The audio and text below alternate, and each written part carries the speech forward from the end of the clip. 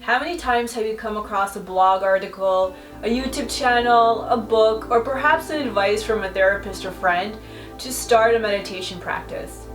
And how many times have you tried your hardest to just sit there and be in your zen and quiet your mind, realizing that it's a battle all on its own? Hey beautiful souls, in this video I'm going to give you some basic beginner tips that you can start your meditation practice with. And these are things that have helped me in a way to kind of start a practice and actually enjoy it. Before we talk about how to get into your zen, if you're new here, welcome. My name is Kat and this is my channel where I talk about all things spirituality, self-transformation, and magic. Hit the subscribe button to get notified every time I upload a new video, which is every Tuesday. Why is it so hard for us to meditate and be able to just have a quiet mind? And I like to think it's because in society we are trained to be able to multitask and be able to have many things on the go. And that is great and all, but that also means that your focus is being scattered. It's being divided into many different activities. This is how we approach everything in our life, including meditation, which makes it very hard because meditation is quite the opposite.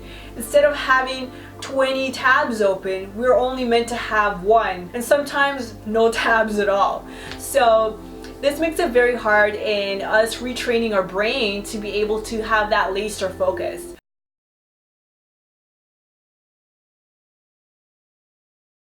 Now the first tip that I have for you, which you may already know, is posture and how important it is to have proper posture when meditating. And the reason for that is because all the cosmic energy that is currently coming down to our earth is filtered through our crown chakra and all the way down through our feet into the earth. Now it's important to have a straight back so that the energy has a direct line to travel upon. And this really strengthens our connection with the cosmic forces as well as the magnetic earth forces. Besides posture, another important thing is your comfort level. You want to make sure that you are really comfortable when you're meditating, because what tends to happen is that maybe you sit there for 10 minutes and you just got into a very relaxed state of mind and now your leg falls asleep. And of course you're gonna have to move, right? And every time that you move, you kind of lose that trance state that you enter, which is so hard to get into. So you want to make sure that you're fully comfortable before you start doing this. The three most common positions for meditation are sitting down cross-legged. If you're going to take on the cross-legged method, a good point to remember is having a cushion or a pillow to sit on and sitting only on the edge. What happens when you sit on the edge is like it kind of forces your pelvis to tilt forward, and therefore your back just naturally has this aligned straight back without having too much effort being put into it on your part. I know that not a lot of people are comfortable sitting in this position for long periods of time, or perhaps you lack the hip flexibility and it's just not a comfortable position for you.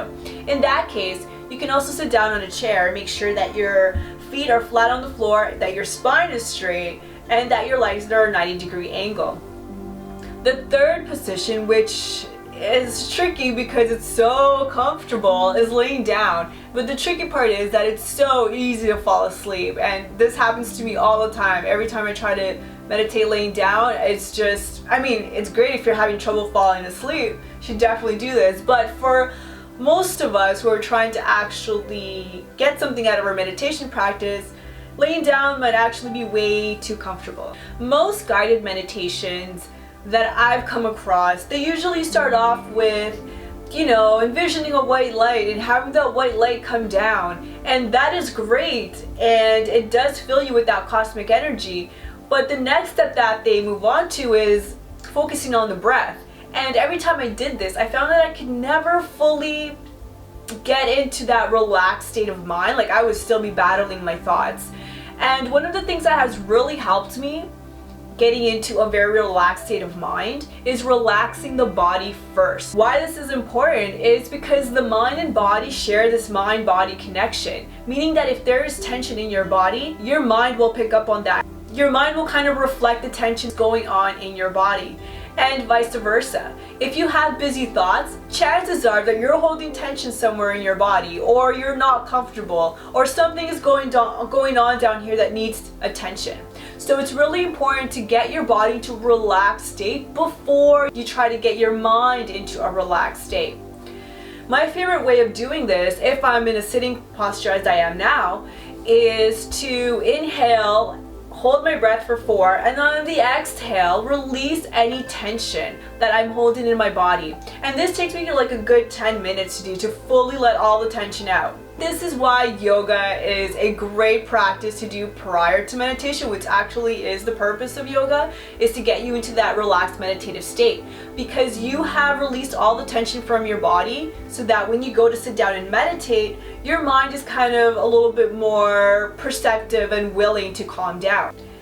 Once your body is relaxed, you can move on to the next phase, which is rhythmic breathing, or just being aware of your breath. What works for me is inhaling for a count of 4, holding for a count of 4, exhaling for a count of 4, and holding for a count of 4. This really slows down your breath, and it kind of gets you into even a more relaxed state. And this is kind of like a prerequisite to entering a trance state. Your breath slows down so much to the point that eventually you can hear your own heartbeat. Now once you start rhythmic breathing, you might find that it doesn't come that easy to you. And even breathing is something that we need to retrain ourselves to do, because most of the time we are shallow breathing, or breathing very fast, or most of the time holding our breath even. Note that this may take some time and some getting used to, and that's okay. If 4 seconds is too long for you to be holding and inhaling and exhaling, you can even do it for a count of 3 and then work your way up to 4. There's some yogis that recommend you doing it up all the way to a count of 6, which is a little much, but doable with practice. So you'll also notice that once you start trying to get that rhythmic breathing going on, that your thoughts might intervene and you might start coming in a little bit more often, and they are kind of hard to control. If this does happen, it's really important to bring your awareness back to the now, back to the present moment. I have these 2 little, not mantras, but they're more like questions that I ask myself that always help me to come back to the present. And one of the questions is, what time is it? Now. Where am I? Here. So just keep repeating these questions to yourself as many times as you need until you feel that you are back into the present moment, and then bring your awareness back to your breath. And trust me, you will have to do this a few times. It takes a while to retrain your mind to just be at peace and to let it know that you're in control. Once you're comfortable in your body and you have a slow, steady breath, the next phase is concentration. And that is focusing your mind on one single thing, whether that be an image, whether that be a crystal, whether that be a mantra, which are basically just words of power, or whether it be a koan. Now, a koan is something that is used in Zen Buddhism, and it's basically a question that you ask yourself that the logical mind does not know the answer to and can never give you an answer to. For example, who am I? Since the mind cannot answer this question, it will eventually tire itself out trying to find the answer, and eventually will become more quiet, and eventually will just give up. Another thing I want to tell you is that don't take meditation so seriously. And why I say that is because I'm one of those people that, I used to take it very seriously, and so I had very high expectations that when I sit down, I'm expecting things to happen. I'm expecting to enter some sort of trance state. I'm expecting to get into some next level zen, and that's not always going to be the case. I mean, some days are harder than others, and some days your mind just won't cooperate, and that's okay. Learning to just be okay with where you are today. Maybe mindfulness is all that you need today. There are different kinds of meditation. There are meditations that are meant to just help you keep your awareness in the present moment. And why that is important is because if you look around in our society, a lot of us suffer from anxiety and worrying. And this pertains to the fact that we are constantly worrying about what is coming up or what isn't coming up, or we have anxiety over the past, over the future, over the unknown, over the things that we cannot control. So learning to be in the present really helps with anxiety, and it also helps with worrying less. I'm somebody that suffers from anxiety, and I have found that mindfulness meditations really help me to just bring my attention back to today, right now, here, what really matters. Another thing that I really want to tell you is that I hate when people tell me is be patient.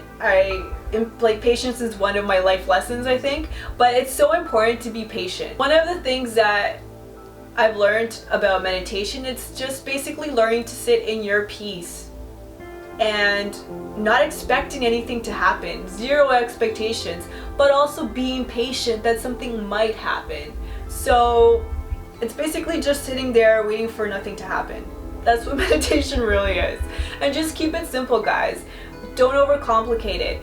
I know that a lot of blogs have a lot of like step by step to follow, and I used to be one of those people that followed that, but I didn't find that it was bringing me the zen or the peacefulness or the quietness that I really seeked for. So, you know, listen to your body, know what works for you, because everybody is different. You'll find your own flow eventually.